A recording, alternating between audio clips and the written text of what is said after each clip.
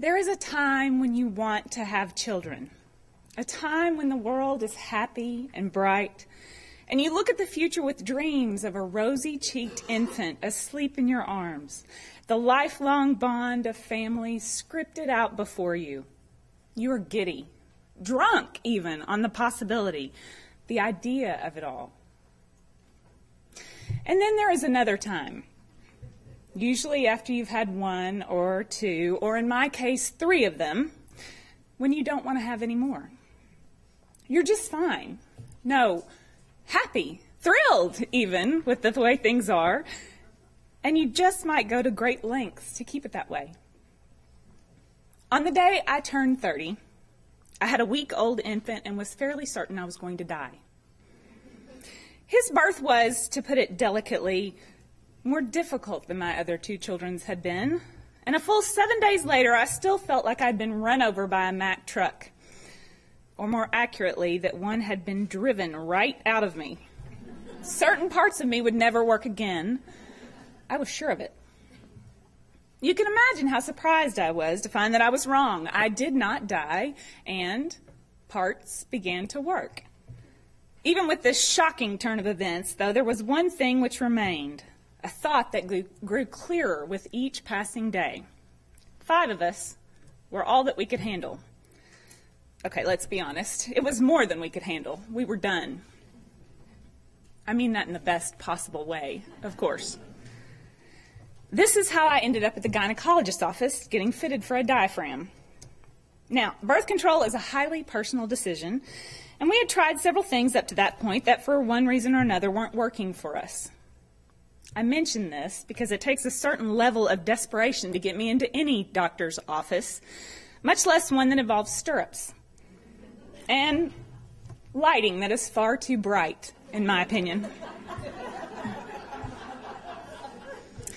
Add to that the use of the word fitting, which implies measuring, maybe that things are going to have to be hemmed.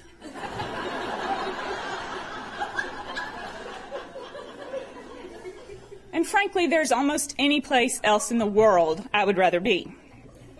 But I wasn't any place else. I was right there on the table with the stirrups as the doctor explained just how this strange little device worked and why it was going to be the best thing that ever happened to me. I attempted to look as though I was listening thoughtfully, which, as we all know, is completely ridiculous. As if anyone could be expected to both listen and think in that position. Still, we all try to keep up our little charades. Finally, he picked out the size that he thought would work best for me and proceeded to place it. We then had a conversation that I kept pretending was happening in a shoe store.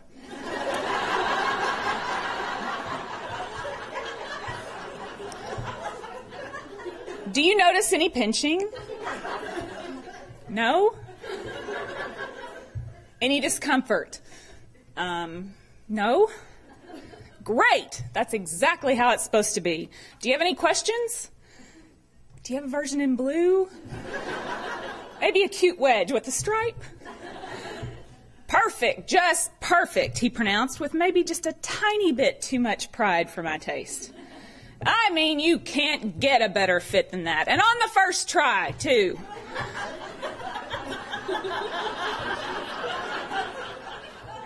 I nodded, still trying to maintain some semblance of the shoe store.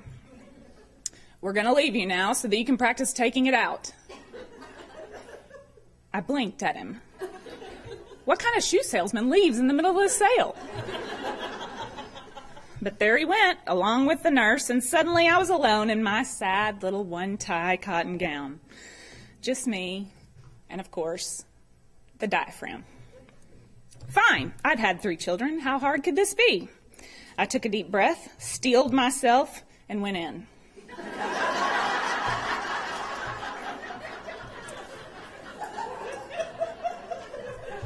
Turns out that a working diaphragm depends on suction.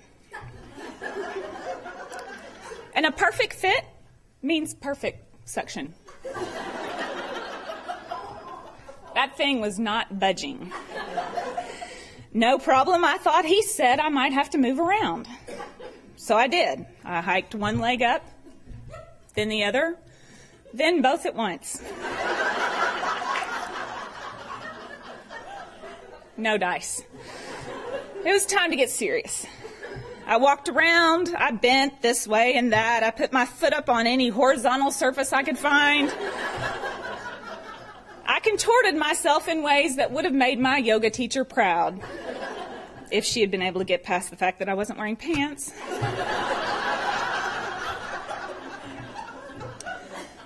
This was no longer a simple task, but a competition. I was a woman, a mother, strong enough to carry and birth 3 whole humans, and now I was taking charge of the size of my family and the method of my birth control. I would not be defeated by a tiny rubber cup. After a few more minutes, I realized that 1, I was sweating, and 2, yes, I would be defeated by a tiny rubber cup. I went to the sink, washed my hands, and rang the little doorbell.